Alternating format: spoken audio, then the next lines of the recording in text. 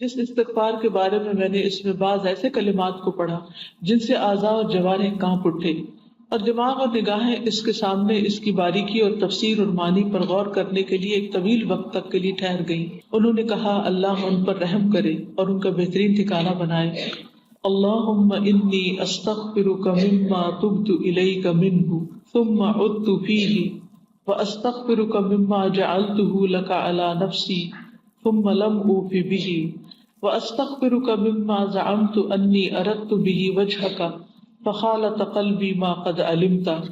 اے اللہ میں تجھ سے مغفرت طلب کرتا ہوں اس چیز سے جس کے بارے میں نے تجھ سے توبہ کی پھر دوبارہ اسے کر بیٹھا، یعنی ایک دفعہ کیا غلط کام، توبہ کی، پھر وہی غلطی کی دوبارہ، اور میں تجھ سے مغفرت طلب کرتا ہوں جسے تیرے لیے کرنے کے لیے میں نے اپنے نفس پر لازم کیا، یعنی میرے دل میں اخلاص تھا کہ میں صرف تیری رضا کے لیے وہ کام کروں گا، لیکن اس کو پورا نہ کر سکا، نیت کی تھی اور پھر کیا نہیں۔ کتنی دفعہ ایسا ہوتا ہے ہم نیک کام کرنے کی نیت کرتے ہیں، یہ نفل پڑھیں گے، یہ صدقہ کریں گے، یہ روزے رکھیں گے، لیکن اس کے بعد پھر بھول جاتے ہیں۔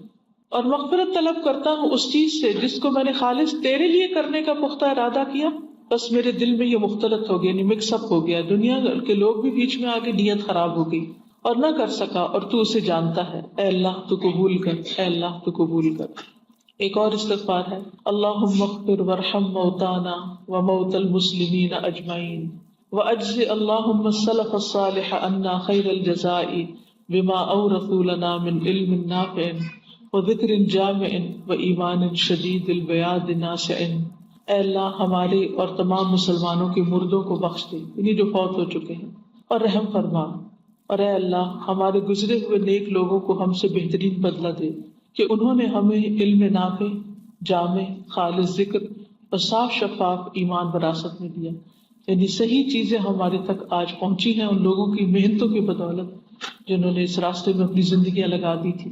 اے زندہ اور قائم رہنے والے اللہ، ہمارے تمام نیک اعمال کو خالص اپنی رضا کے لیے کر دے، اور ان اعمال کو ہمارے لیے خیر و بھلائی اور کامیابی کے ساتھ گواہ بنا دے، جس دن کہ ہم ہر چیز سے خالی ہو کر سوائے نیک اعمال کے جو ہم نے دنیا میں کیے تجھ سے ملاقات کریں گے۔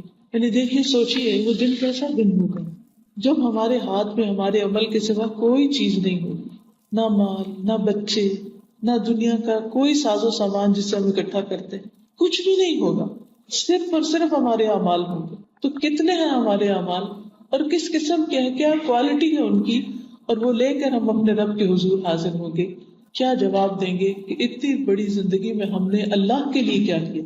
کیونکہ بہت سے کام ہم کرتے بھی ہیں تو ہماری نیت خراب ہو جاتی ہے، تو اللہ کے لیے نہیں ہوتے۔ اللہ تعالیٰ فرمائیں گے جس کے لیے کیا تھا اس سے جا کے اجر لو، اس سے کہو کہ وہ تمہیں اس کی جزا دے، کیونکہ تم نے میرے لیے تو کیا ہی نہیں تھا۔ اسی لیے آپ دیکھیں کفار اور منافقین اور مشرکین جو نیک عمل کرتے ہیں، جو اچھے اچھے کام کرتے ہیں، بڑی بڑی چیریٹی کے کام کرتے ہیں، اس پر انہیں آخرت میں کوئی اجر نہیں ملے گا۔ اس لیے کہ انہوں نے اللہ کے لیے نہیں کیے۔ کیونکہ بہت دفعہ لوگ یہ سوال کرتے ہیں نا کہ بعض اوقات نان مسلم ہم سے زیادہ اچھے کام کرتے ہیں تو ان کو کیوں نہیں اجر ملے گا؟ اس لیے نہیں ملے گا کہ انہوں نے آخرت کے لیے کچھ نہیں کیا، دنیا کے لیے کیا، اور دنیا میں ان کو واہ واہ مل گئی، لوگوں نے ان کی تعریفیں کر دی اور ان کا نام بلند ہو گیا، ان کا صلہ اور اجر ان کو یہی مل گیا۔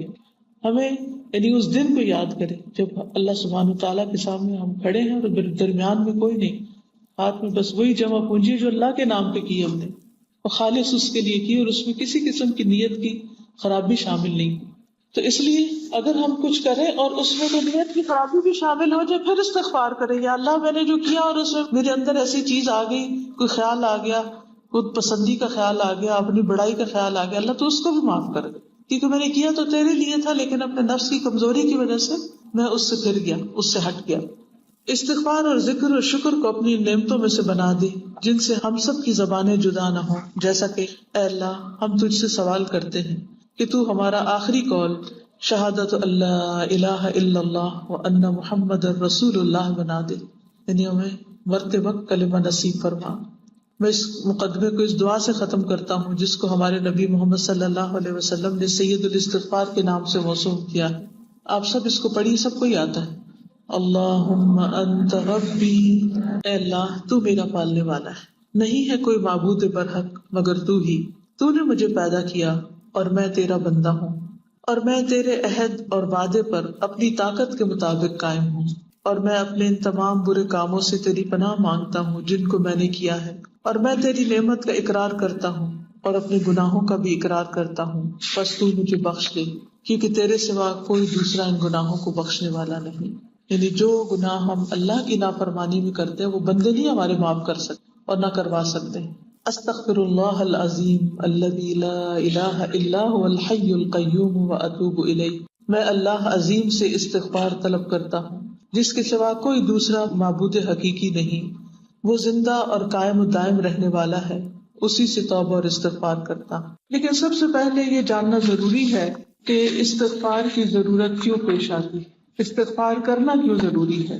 یہ ہم سب جانتے ہیں کہ ہم لوگ دن رات گناہ کرتے ہیں، اللہ تعالیٰ کی نافرمانیاں کرتے ہیں، کچھ جان بوجھ کر اور کچھ انجانے میں، کچھ انسان ہونے کے ناطے، کچھ جہالت میں، لا علمی میں، جذباتیت میں، اپنے نفس کی کمزوری کی وجہ سے۔ لیکن چونکہ گناہ انسان کے حق میں نہایت نقصان دہ ہے، تکلیف دہ ہے، اس لیے انسان کا فائدہ اس میں ہے کہ وہ جتنا جلدی ہو سکے اپنے گناہوں کی معافی مانگ لے۔ اللہ سبحانہ و تعالیٰ نے انسان کو اپنی عبادت کے لیے پیدا کیا، یعنی دنیا میں اپنی اطاعت کے لیے پیدا کیا، فرما برداری کے لیے پیدا کیا، نافرمانی کے لیے پیدا نہیں کیا۔ اس لیے ہم سب کے لیے لازم ہے کہ ہم حد الوسع یہ کوشش کریں کہ وہ کام کریں جو اللہ کو راضی کرنے والے ہوں، اور ان کاموں سے بچیں جن سے اللہ سبحانہ وتعالیٰ ناراض ہوتا ہے۔ ہم دیکھتے ہیں کہ تاریخ میں جن لوگوں نے، افراد نے یا جن قوموں نے اللہ کی نافرمانی کی، گناہ کے کام کیے، ان پر کیسی کیسی مصیبتیں آئیں، کیسے کیسے عذاب آئے۔ اگر ہم دیکھیں تو آدم علیہ السلام کو جنت سے کس چیز نے نکلوایا؟ ان کی غلطی تھی، انہوں نے وہ پھل کھا لیا شیطان کے کہنے میں آ کر، جس سے اللہ سبحانہ تعالیٰ نے ان کو روکا تھا، جس کے نتیجے میں وہ ان راحتوں، نعمتوں، آسائشوں سے محروم ہو گئے۔ تو گویا گناہ انسان کو نعمتوں سے محروم کرنے والی چیز ہے۔ پھر اسی طرح ابلیس جو فرشتوں کے ساتھ رہتا تھا اور نہایت عبادت گزار تھا، اور اس کا ایک بہت بڑا مقام تھا، لیکن کس لیے وہ راندہ درگاہ ہوا، کس لیے ذلیل اور حقیر ہوا، کس لیے اللہ کی رحمت سے دور ہوا؟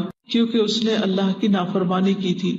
پھر اسی طرح زمین پر آپ دیکھیں کہ آنے کے بعد آدم علیہ السلام کی اولاد میں جو مختلف قومیں پیدا ہوئیں، ان میں قوم نوح کو دیکھیے، قوم نوح کو پانی میں کیوں غرق کر دیا گیا؟ آسمان کیوں ان پر برسا؟ زمین سے پانی ان کے لیے کیوں ابل آیا؟ کیونکہ انہوں نے اللہ کے رسول کی بات نہیں مانی تھی، اللہ کی نافرمانی کی تھی۔ وہ کون سی چیز تھی جس نے قوم عاد پر باد سرسر مسلط کر دی تھی کہ وہ ہوا جس پر سے بھی گزرتی، انسانوں، کھیتوں، چوپایوں، جانوروں، مکانوں، کسی بھی چیز پر جو ہوا وہ گزری اس کو تباہ و برباد کر کے رکھ گئی، اور انسان اس طرح گرے پڑے تھے، مرے پڑے تھے، گویا درختوں کے تنے اکھڑے ہوئے ہوں۔ وہ کون سی چیز تھی جس نے سمود جیسی طاقتور قوم کو، جس نے بہت مضبوط گھر بنا رکھے تھے پہاڑوں کو تراش تراش کے، ان کو صرف ایک چیخ کے ساتھ ہلاک کر دیا؟ وہ ان کے گناہ ہی تھے جن کے نتیجے میں وہ ہلاک اور برباد ہوئے۔ اسی طرح وہ کون سی چیز تھی کہ جس نے قوم لوط کو اس بربادی سے دوچار کیا کہ ان کی ساری بستی کو نیچے سے اٹھا کر اوپر لے جایا گیا، اتنا اونچا کہ اوپر فرشتوں نے قوم لوط کے کتوں کے بھونکنے کی آوازیں تک سنی، اور پھر اس بستی کو اوپر سے نیچے دے مارا گیا، جس میں قرآن مجید میں آتا ہے وَالْمُؤْتَفِكَةَ أَهْوَىٰ، الٹا دی جانے والی بستی کو اس نے دے مارا، یعنی پٹخا دیا۔ وہ کیا چیز تھی؟ اللہ کی نافرمانی تھی، گناہ تھا۔ وہ کون سی چیز تھی جس نے فرعون جیسی طاقتور انسان اور اس کے طاقتور لشکروں کو ڈبو دیا؟ وہ گناہ ہی تھے، وہ نافرمانیاں ہی تھی۔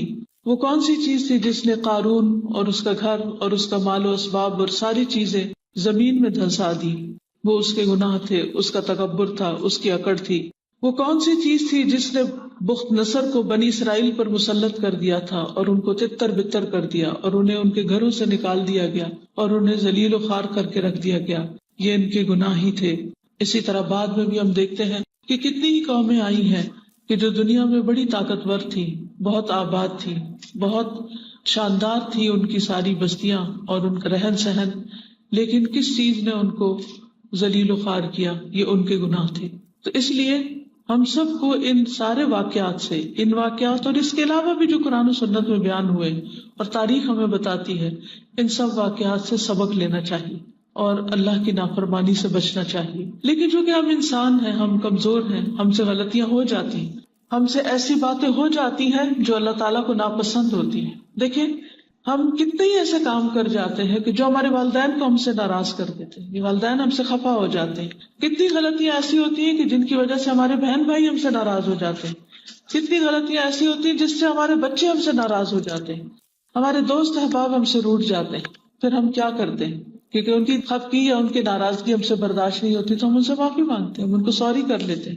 اور جو سوری نہیں کرتا وہ ان پیارے رشتوں کو کھو دیتا ہے. اسی طرح جو شخص اللہ تعالیٰ کو ناراض کرتا ہے اور دن میں پتہ نہیں کتنی دفعہ اللہ کی نافرمانی کے کام کر جاتا ہے، انسان کو چاہیے کہ وہ ساتھ ساتھ توبہ کرتا رہے، واپس پلٹتا رہے، تاکہ کسی گناہ کے وبال میں اللہ سبحانہ وتعالیٰ ایسا ناراض نہ ہو کہ ساری نعمتیں چھن جائیں اور ہر نعمت سے محرومی نہ ہو جائے.